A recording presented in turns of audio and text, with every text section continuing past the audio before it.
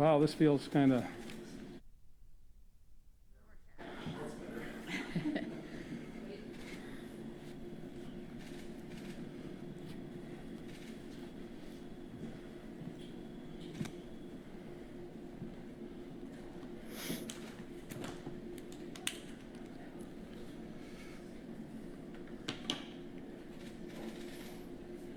You want to take this away from me, don't you? Hi, everyone. Before we begin today, Minister James is going to speak for a moment. Hello, everyone, and thanks for joining us. We'll get to the formal part in a minute, but I just wanted to say I understand that there was a technical challenge and an issue around one of the slides as well. We had certainly planned to make sure that you had the documents a good 30 minutes ahead of time. That's why we had arranged everything the way we had. So I'm really sorry that didn't work out, but that's why we moved everything to 2 o'clock, so to give you the half an hour to make sure that you got all the documents and make sure you had all the time to look at them. So I'm sorry it didn't start off smoothly, but I promise it gets better. And with that, we'll go to the Premier for the announcement. Thank you, Jen, and thanks, Carol. I want to acknowledge, first of all, we're at Phillips Brewery in Greater Victoria, the riding of the Finance Minister, and also a place that a guy from Langford frequents on occasion. We're also, of course, on the traditional territory of the Lekwungen-speaking people, the Esquimalt and Songhees First Nations. As British Columbians, we've been through a lot. 6 months ago, the unthinkable happened. COVID-19 changed not just our world, but the world. Together, we faced an unprecedented situation, a near global shutdown that has had consequences and ramifications on every corner of the planet. The scale of the challenge was larger than anyone could have imagined. Working closely with Dr. Henry and her team, we took dramatic steps to keep people safe.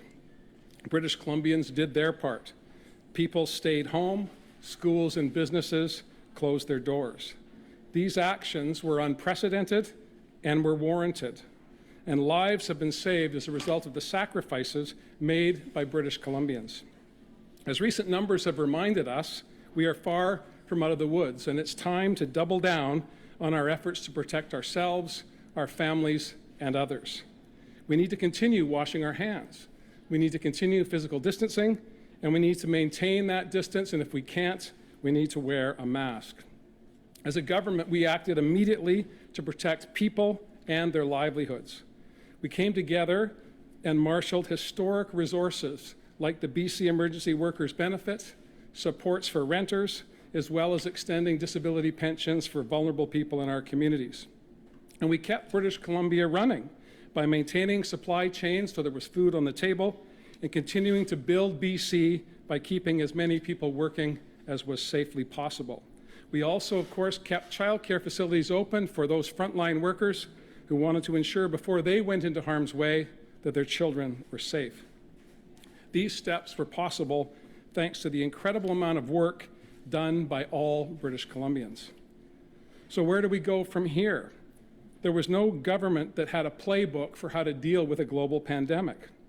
And when you're building a plan for people, you have to talk to them. This plan is built on extensive consultation with individuals, groups, and communities.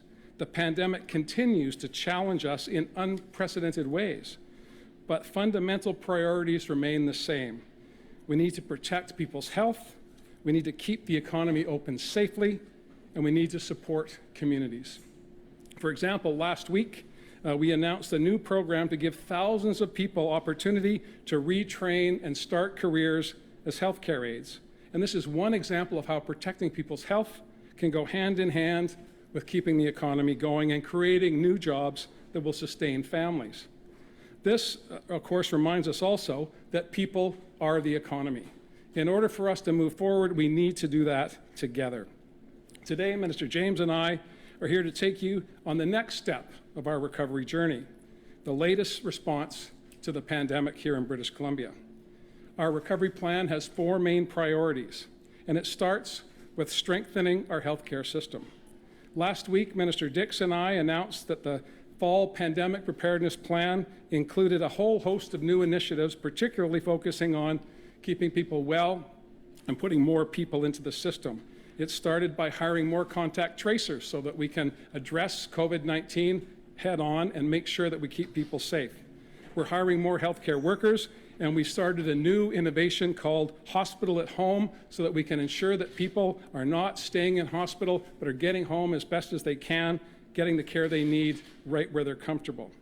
It also builds on our primary care network plan, which has been going on for the past 3 years. The more services, health services we can provide for people in their community, the safer they will be. And we're building acute care facilities across the province in Surrey, Richmond, Fort St. James, Terrace, and more. The second part of the plan, of course, is about creating good jobs and new opportunities. We're investing in targeted short-term training to connect more people to in-demand jobs. Building up communities, of course, is also central to that plan. A new $100 million community infrastructure plan will get shovels in the ground as quickly as possible so we can kickstart our economy and keep people working. The third component involves helping businesses grow and rehire. Our plan introduces a new tax credit that encourages businesses to hire more people or increase salaries for those that they've kept on staff. And a new recovery grant for small businesses and medium-sized businesses will ensure that they have the financial lifeline they need to get through this pandemic. And it will also protect 200,000 jobs in the process. There's also a new PST rebate for some equipment and machinery so that companies can build and grow by making investments that will also help stimulate activity across the economy. Strong communities, as I said, are fundamental to our success, and what we've been doing is trying to amplify local needs at the national level. I want to take a moment to thank the federal government for their partnership, not just with British Columbia, but provinces and territories that make up this great country of ours. Hundreds of millions of dollars will be coming to British Columbia for the safe restart that will help us ensure that we're recovering in a way that makes differences in every community across the province. The Safe Restart funds will help us address local challenges that have been made worse by COVID-19, and it will help us deliver the services that people count on. A strong transit system is foundational to our recovery. Over $1 billion of provincial and federal money will help us keep people moving, whether you use BC Transit, TransLink, or BC Ferries. Historic times call for an historic response. We have followed through on our commitments to protect people and health and their livelihoods going forward, and we will continue to do so. Our recovery, of course, will not happen overnight. There's a long road ahead of us, and it will require a constant opportunity for us to adapt and innovate to changing circumstances. We are not alone. We are joined in this global pandemic by 7 billion souls around the globe, and British Columbians can lead the way in so many different ways. This economic recovery plan starts us down that path.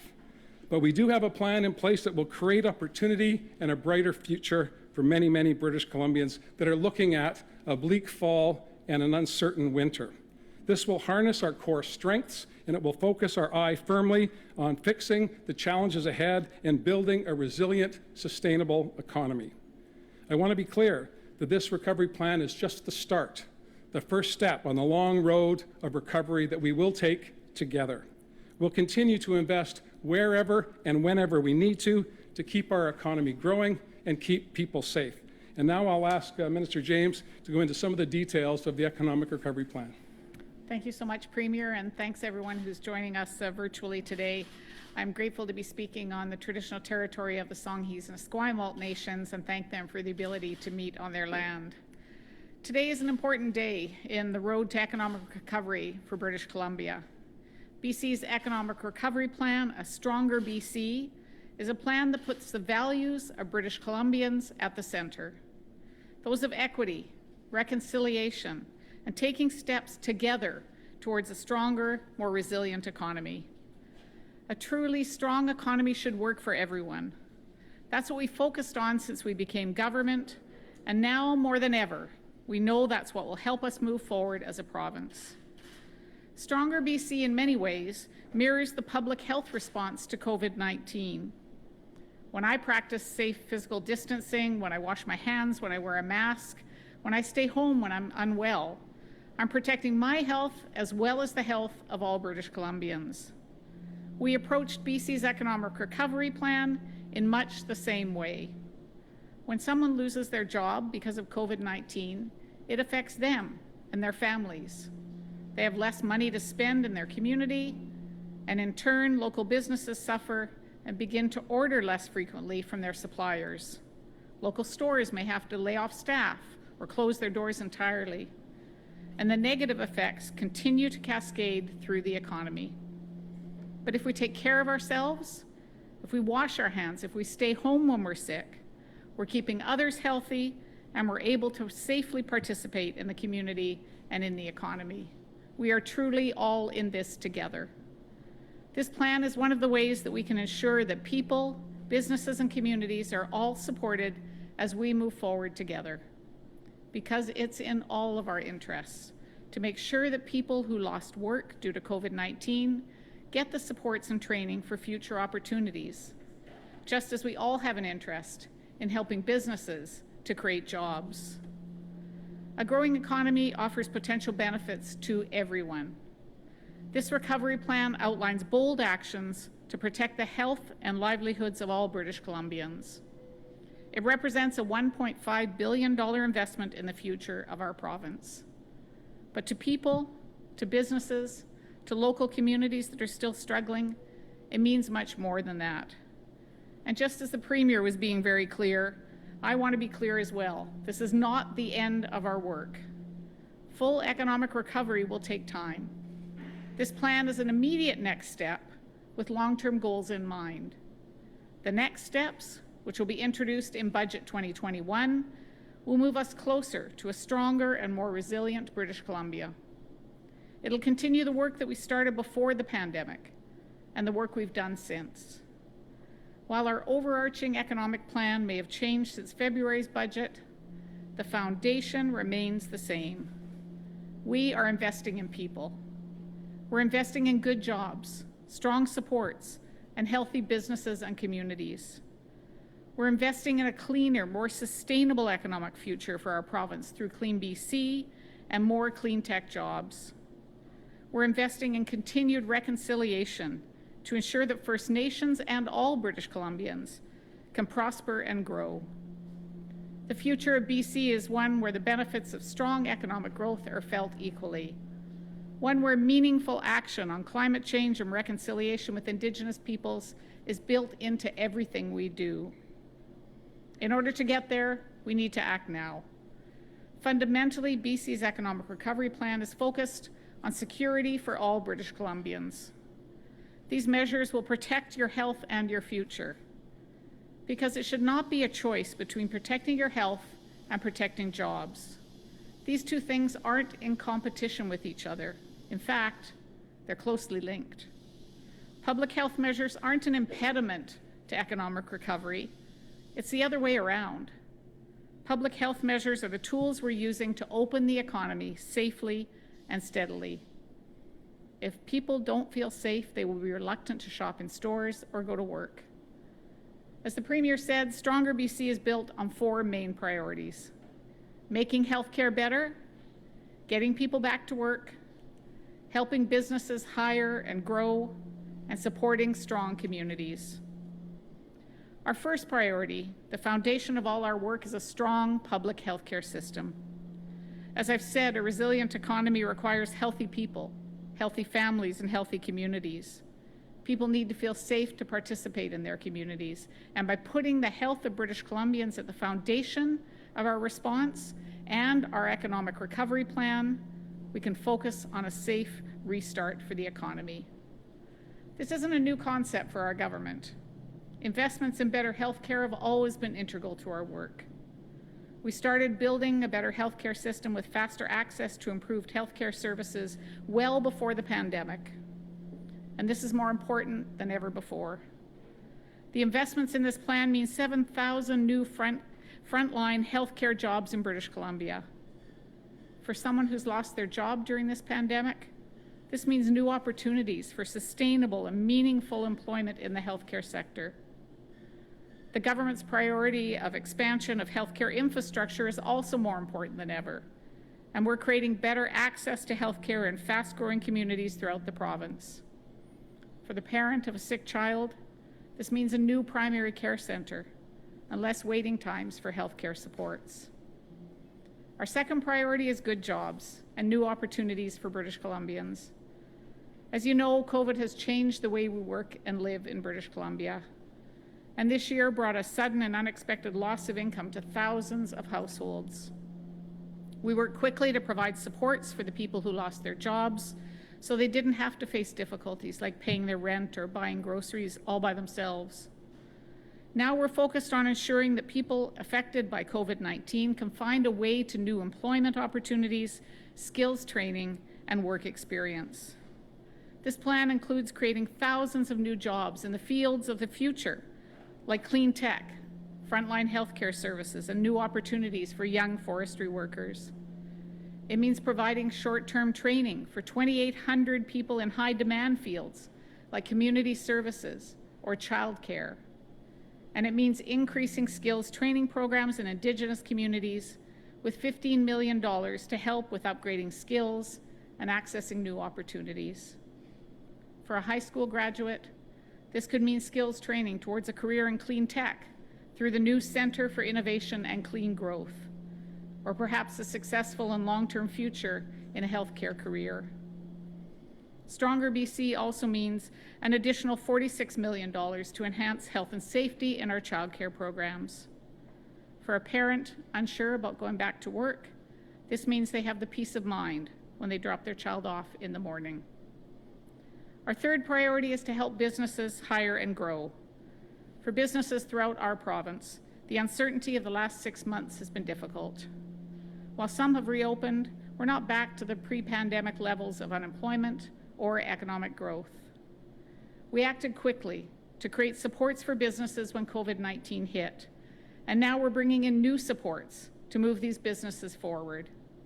We're directly supporting businesses in hard-hit industries with the small and medium-sized business recovery grant that the Premier mentioned.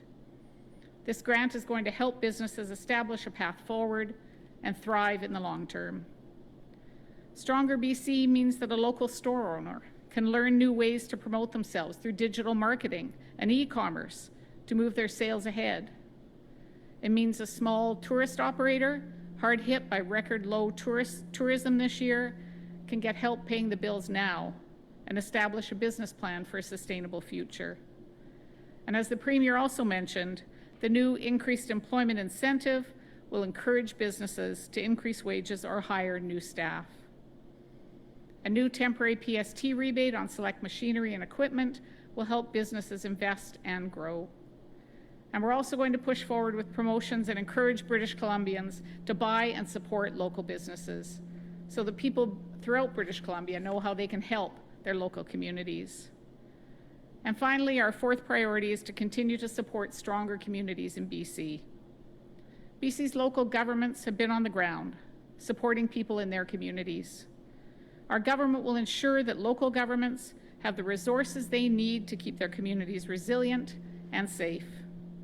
In partnership with the federal government, we're providing hundreds of millions of dollars in Safe Start refunding for local governments.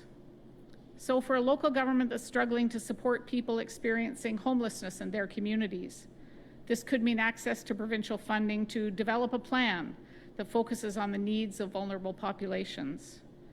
More details on that funding is going to come out in the following days as we sit down with municipal leaders to discuss their unique needs and priorities at the Union of BC Municipalities meeting done virtually this year next week. We're also continuing to invest in transit services to get people where they're going safely and quickly, and of course capital infrastructure projects that are going to build stronger communities. This could take the shape of an updated road to a remote community. Right away, this project will provide short-term employment for people, but in the long term, it provides the community with a safer and more reliable road access to healthcare, to education, to essential services, and to economic opportunity. We're also investing more than $45 million to keep kids and teachers safe by hiring more custodians, adding more hand washing stations, providing more personal protective equipment. And this is in addition to the $242 million in federal funding for a safe restart. We entered COVID-19 as an economic leader in Canada. We acted quickly to create one of the most supportive and comprehensive action plans in the country for people. Our plan promotes BC products, makes rural and remote communities more accessible by road and air, improves broadband access, trains workers to fill high-demand jobs now and into the future.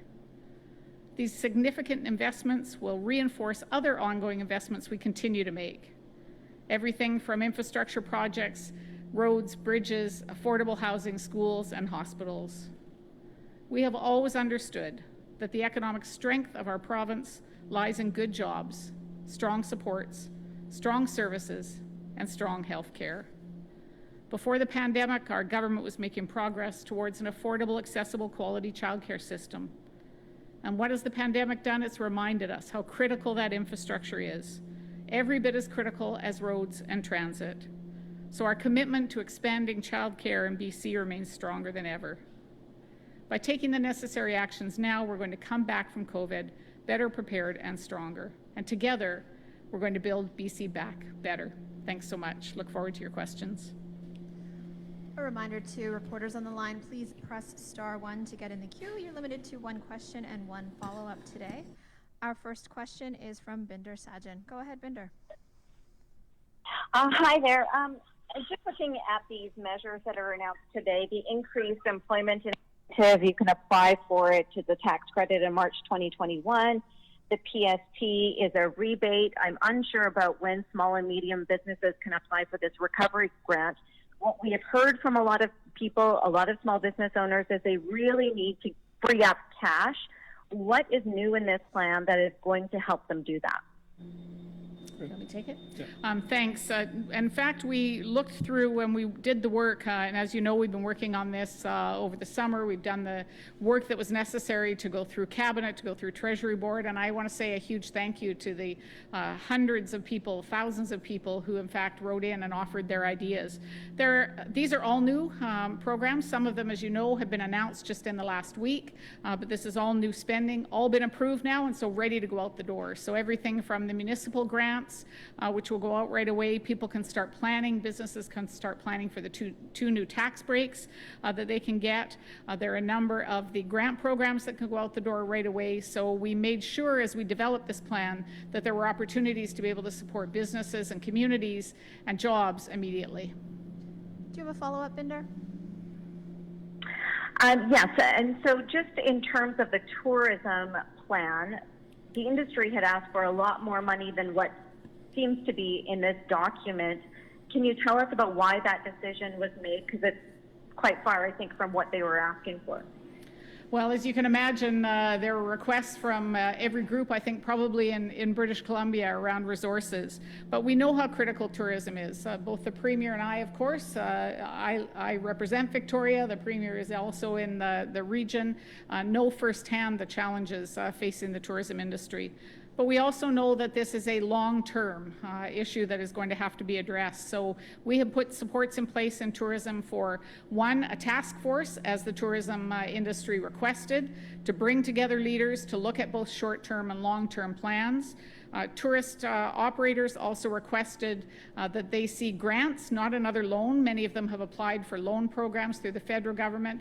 They've asked for a grant program. We've got that in place. The small business grant program will apply to tourism and in fact has a top-up. So tourist operators in fact will get a top-up of $10,000 on those grants. And then we're also providing supports for marketing, for businesses themselves, both from a provincial point of view, regional point of view, and then local communities. So there are opportunity for local communities hard hit by the tourism drop to be able to actually apply for grants to look at how they both expand tourism opportunities, but how they also improve the kind of infrastructure they have in their communities. So it's a very comprehensive approach and more to come. Because of the work that the task force is going to do, we will have a chance to build things into Budget 2021 as well. Our next question is from Richard Zussman. Premier, can this be seen as a blueprint for your platform for the next provincial election? Well, what we've been able to do here is to put in place an unprecedented amount of resources for people, for businesses, and for communities between provincial budgets. And that speaks to the unprecedented nature of the time we're living in. As Minister James said, we worked very hard to listen to stakeholders across the board. We established an economic recovery task force so we could get current information from business leaders and communities across British Columbia, and we put in place, we believe, a pretty robust package, again, working with the federal government, finding places to fill gaps in federal programs and creating programs of our own. But this is just the beginning. We have much, much more work to do. And as Carole said, between budgets, to have this amount of money brought forward, ratified by the legislature, and then as we've done over the past number of weeks, gone step by step through each program, through the Treasury Board, so that the public service, the professional public service of British Columbia, who will be delivering these services and programs for people, for businesses, and for communities, have the authority to get out and get going. And that's been our priority, and that's what we're going to focus on, not just today, but tomorrow, next month, and the month after that. Do you have a follow-up, Richard? Yeah, is this a plan that will win you an election? I've not made a decision about an election. I've been working on, as I said, the difficult decisions of the trade-offs that are involved in making sure that we expend public resources in a way that's responsible for the taxpayer, but also meets the extraordinary demand in communities, whether it be revitalizing our health care, where, of course, a key part of our economy is the well-being of people, and a sense of comfort and assurance that when they go into the marketplace, to conduct their business or to participate in the economy, that they can do so safely. That's been our preoccupation, quite frankly, and I think that this plan meets that test for today. And as I said, the pandemic is just beginning. I know that people would like to hear something different, but we're just starting a very long journey that we have to take together. Our next question is from Justine Hunter. This money was approved at a time in March when all parties were agreeing to work together cooperatively. Now you've got your opposition concerned that you're going to turn this into an election platform. Can you say that this will be implemented without the distraction of an election campaign? Absolutely. In response to the last question, I think I was pretty clear. Why we put the extra effort in is that so many times, and I've been involved in government for a long time, so many times governments make an announcement with money to follow. We know that we are in extraordinary times. We know that British Columbians want answers to the challenges ahead, and they want to do it by making sure that their government's focusing on people, on businesses, and on communities. And so these dollars are approved. The increase in the budget was ratified in the legislature, and the Treasury Board, which keeps tabs on government spending in the interests of the public, has gone through every chapter, every page of this document. The monies are approved, ratified, and they're going to be going out the door as quickly as possible. Do you have a follow-up, Justine? Yeah, just want to be clear then, does that mean that your finance minister, your education minister, your health minister will not be distracted from the job of rolling this out in the coming months? Well, and I apologize, Justine, I didn't hear completely your question. Maybe if I could just ask you to repeat it. Sure. Is there too much activity at the brewery there, maybe? Can you say then clearly that your health minister, your education minister, your finance minister will not be pulled off of the job of implementing this in the coming weeks and months in order to go on an election campaign? I've got you.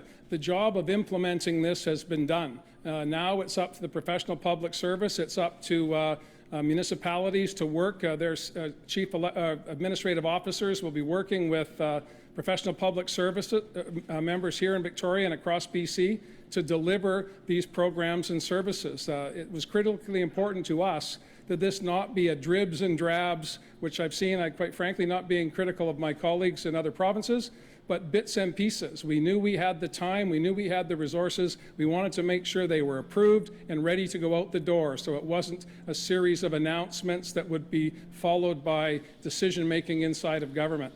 Minister Dix and I announced a significant chunk of the health spending because we wanted to make sure that people knew that help was on the way, whether it be the important work of finding 500 and now 600 contact tracers so that we can do the good work of allowing our public health officials to contain outbreaks of COVID-19 when they appear, but also to give hope that there are jobs for the thousands of people who have been displaced, many of them in the hospitality sector, to transition from that sector into public health and the delivery of services for people. This is exciting opportunities for those who were not seeing any opportunities a few weeks ago. And these dollars are approved, the decisions have been ratified, and now it's about implementation, and that is always involving the public service and involving those officials and those businesses that make applications. The applications will be ratified and go out the door.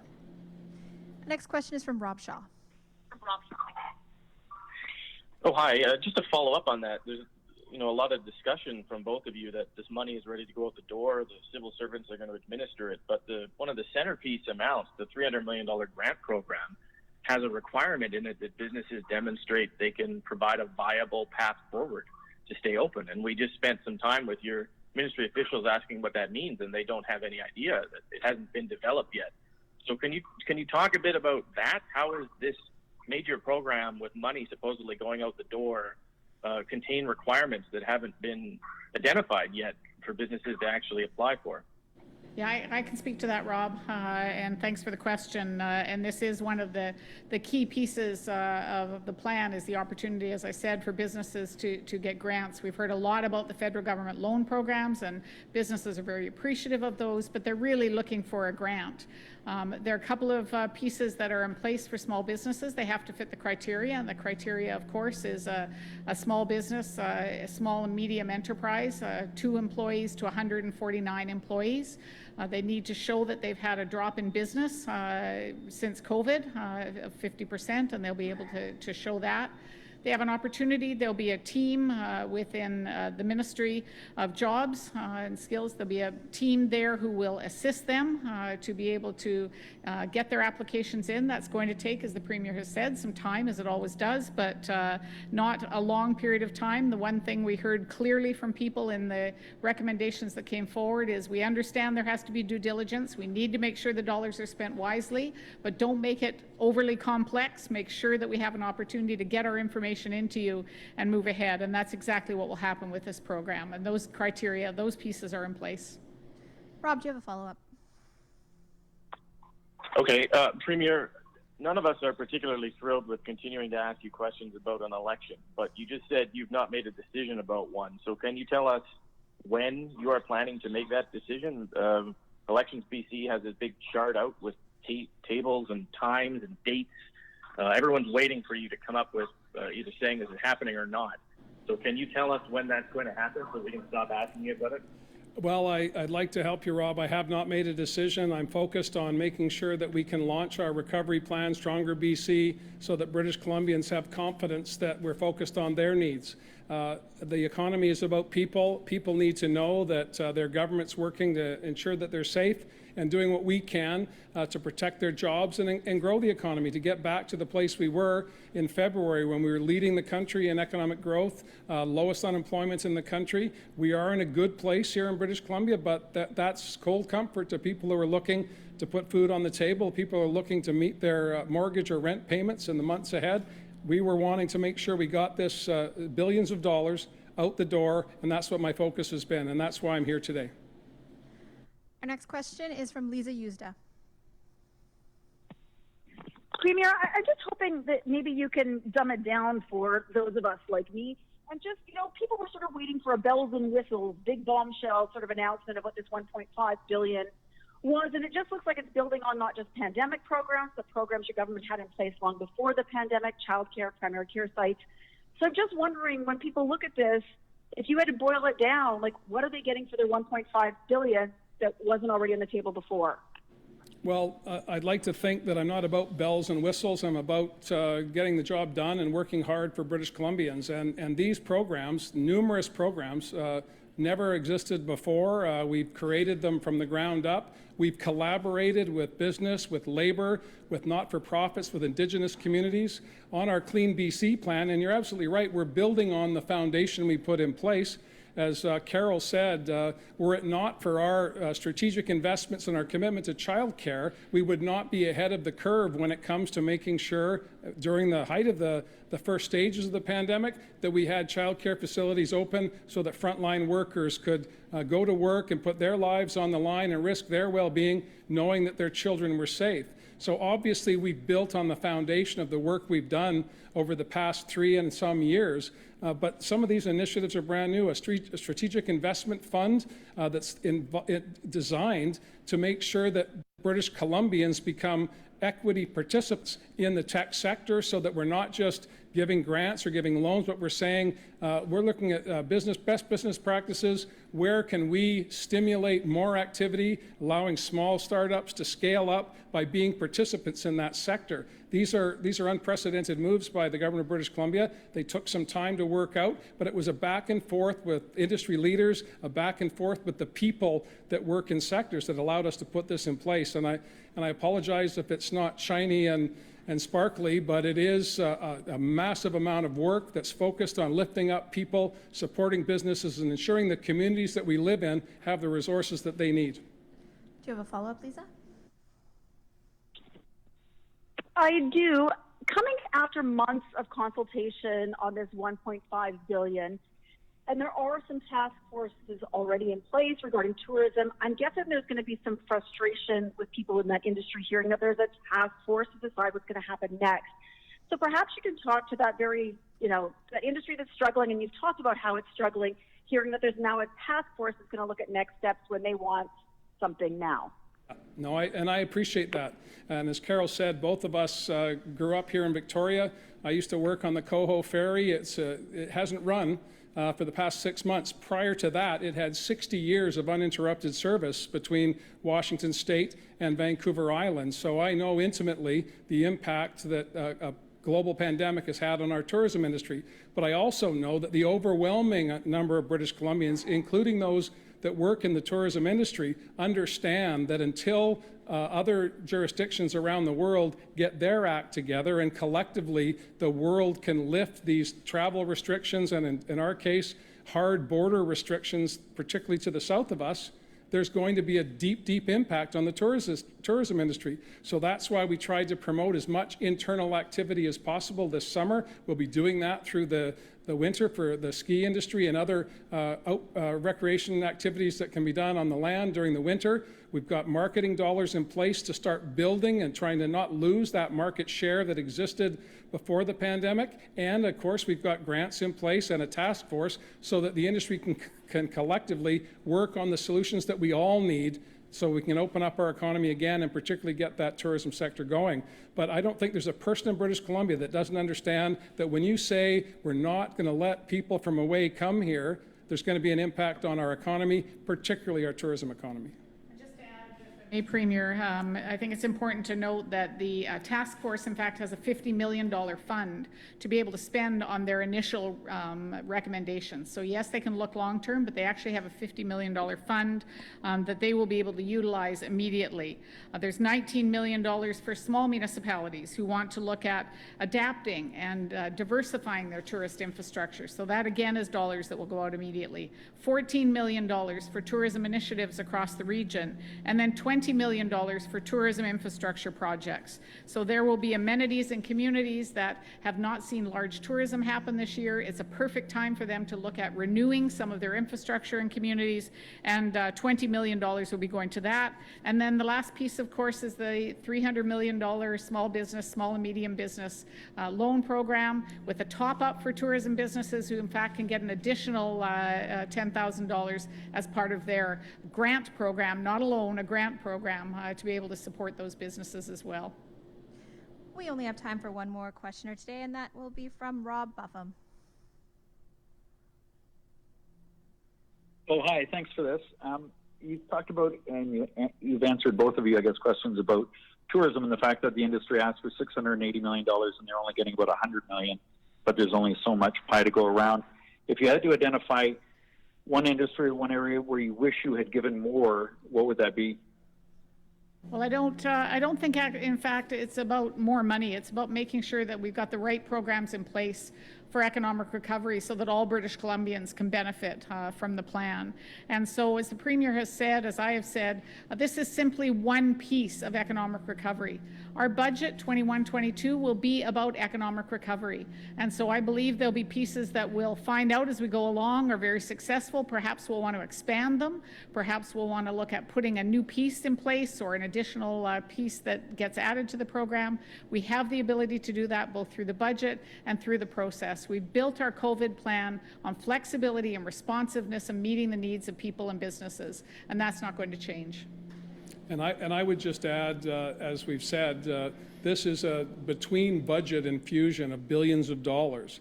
We have much more work to do through the fall and into budget 2021 that will focus on all of those initiatives. And again, the task force will help inform that. The Standing Committee on Finance, which travels, of course, this year doing most of it virtually, gets input from British Columbians, from businesses.